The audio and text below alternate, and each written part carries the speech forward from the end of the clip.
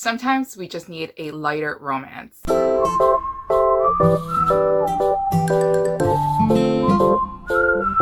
Hi guys, welcome back to the channel. Now for today's video, I'm doing another historical romance recommendations videos on a specific trope, which I would like to say like light-hearted historical romances. Now I know that historical romances kind of have a wide range of genres and subgenres that you can definitely dive into within historical romance. Like there is a lot of historical romances that feature a lot of action, some that are run a little bit darker, some that has more mystery elements to it. And there are some that are actually really light and romantic comedy wise, and I wanted to showcase some of my favorites that brought me a lot of joy, that brought me a smile on my face, and that made me actually laugh in real life.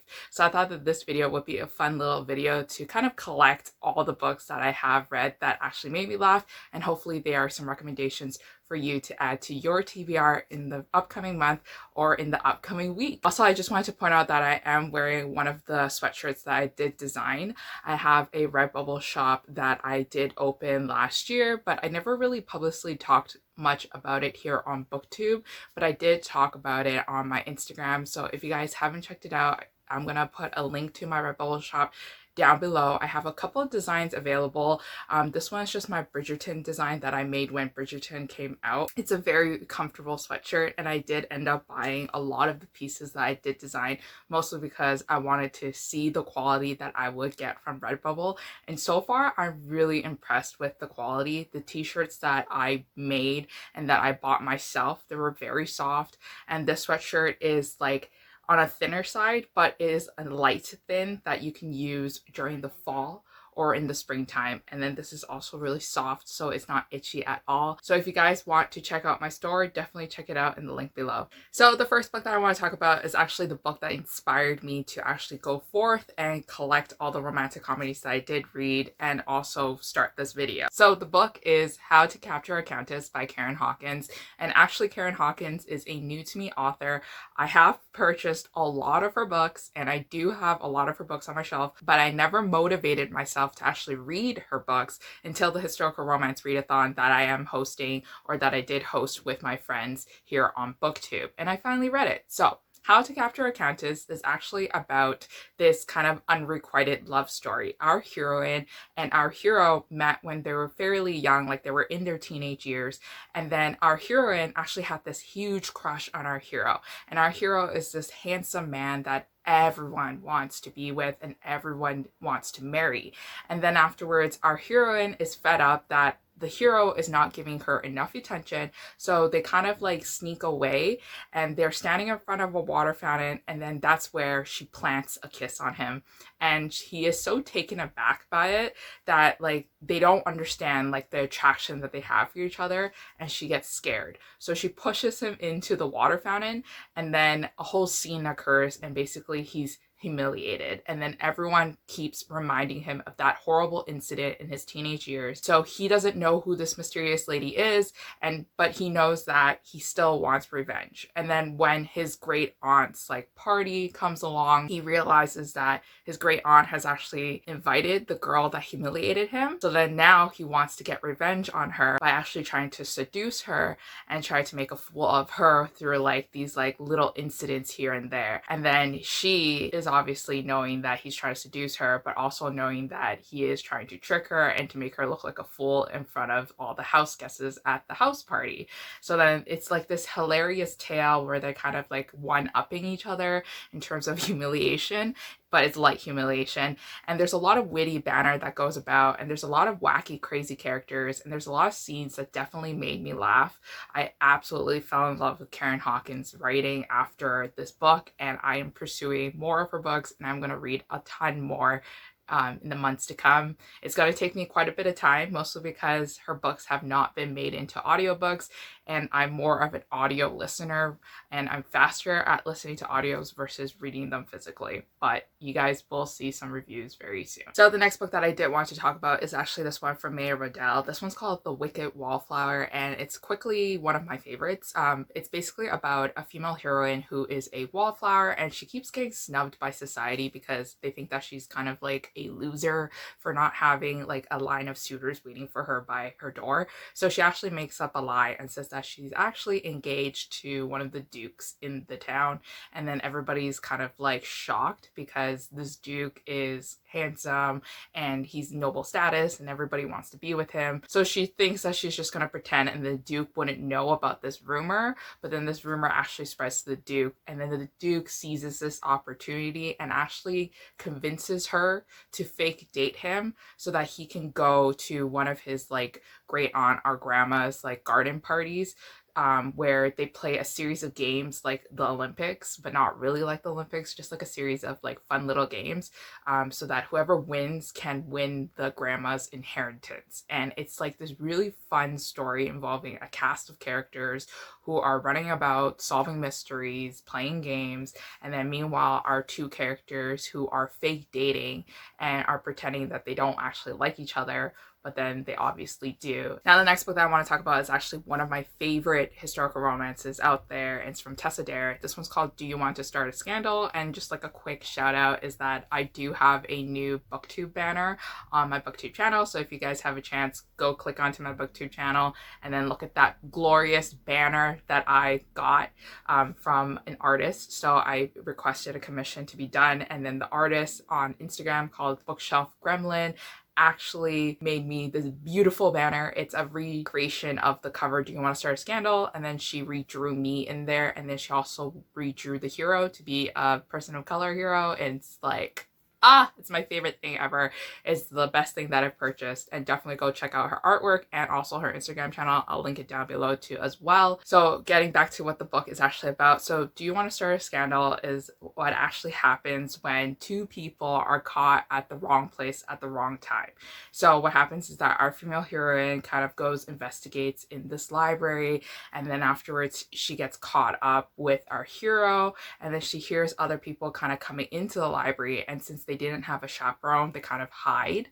And then afterwards, the two other people who enter into the room, they don't know who they are because it's very dark, and they start doing their thing, and they start, you know, having their correlations. That makes a lot of noise, and then suddenly they leave, but then everybody has heard the noises from the library, so they gather just as our hero and heroine unveil themselves, leave their hiding spaces in the library, and now people think that it was actually them who was doing this, you know, indiscretion, and that now they have a scandal on their hands, and their families don't want this to be bigger than it is, so they actually force them that they have to be engaged and that a marriage has to happen very quickly. And then our female heroine is very headstrong, she's very independent, and she's also very fierce, and so she decides to sleuth and to try to figure out who is actually that couple who started the scandal in the first place, so that she could clear her name and hopefully get out of this marriage that she's not even sure that she wants, because she doesn't even know this guy that much.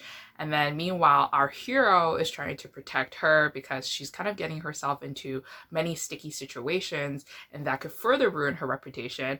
And plus, it also could be because our hero might actually want to marry our heroine as we progress in the book, since he's slowly falling in love with her.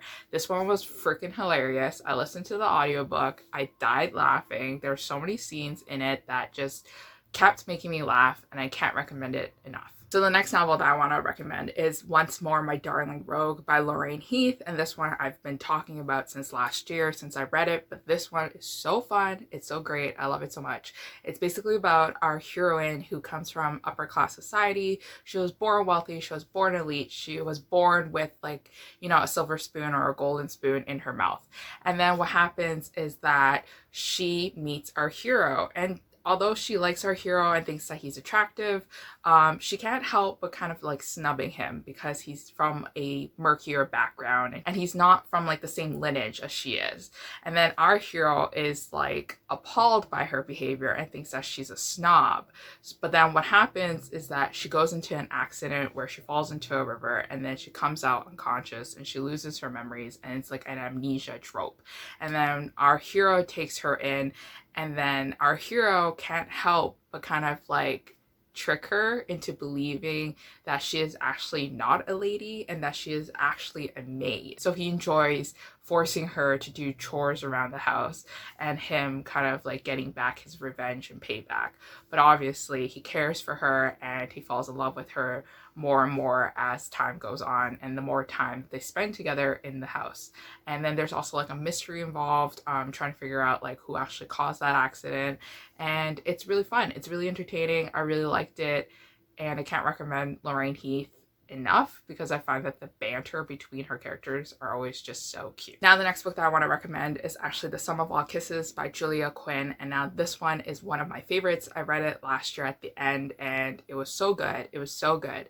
But my friends are like mediocre with it, which is like fine, but like I've really relate to our main character in The Sum of All Kisses because she's described to be as like super dramatic and she always like makes these like exaggerations and like she talks about how she wants to kill herself and she wants to die because of embarrassing situations, and I'm like, hello, that is me.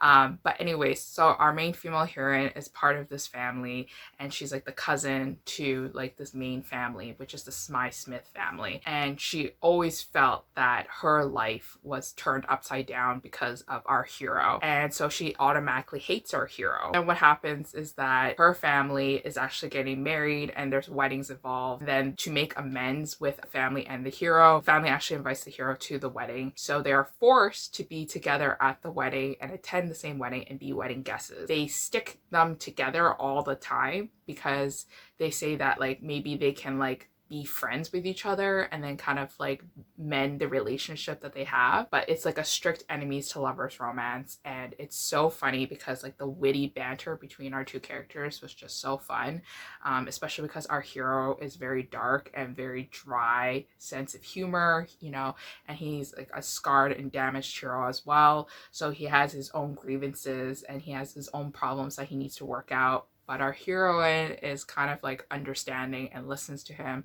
and it's such a sweet relationship. But it was just really funny to see them hate each other so much and for them to both like kind of throw insults at each other. I feel like Julia London kind of like hit her stride with a lot of her books where the humor and the witty banter was just like the best. So this one's called What Happens in London, and this one is basically about a nosy neighbor who is our heroine, and our hero and our heroine actually live next door to each other.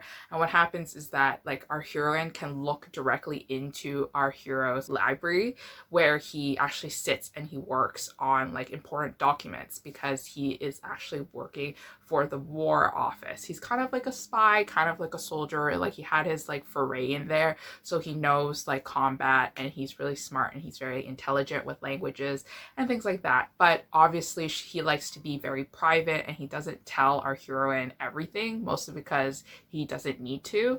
But our heroine has very severe trust issues and doesn't trust our hero at all. And at some point she actually thinks that he killed his fiance, and then now she's snooping around, always like looking into his window and seeing what he's doing. And then our hero is like very smart and very like attuned to his surroundings, so he knows that his neighbor is snooping. So there's actually really hilarious scenes in this book that actually made me roar with laughter, and I had to like reread like those passages because I just couldn't stop laughing at them, and I wanted to reread them so that I could relive them and laugh some more. And it was just so fun, and it definitely wasn't like as dark as you would imagine it to be, and it definitely was very lighthearted. And it was such a sweet romantic story about like a heroine who gets herself into trouble for trying to be the new Sherlock Holmes, and then our hero kind of like holding her back by the collar and being like, stop being crazy for a second. Let's work this out logically. But anyways, that is it for all the lighthearted historical romance recs that I have for you. Hopefully you guys have some that you added to your TBR. Hopefully I reminded you of some books that you've read in the past and that you really enjoyed too as well. Let me know down below which authors write really good lighthearted historical romances, or what are some light historical romances that you do really enjoy, so that we can also share our recommendations with each other. But I'll see you guys again next time with a new video. Bye.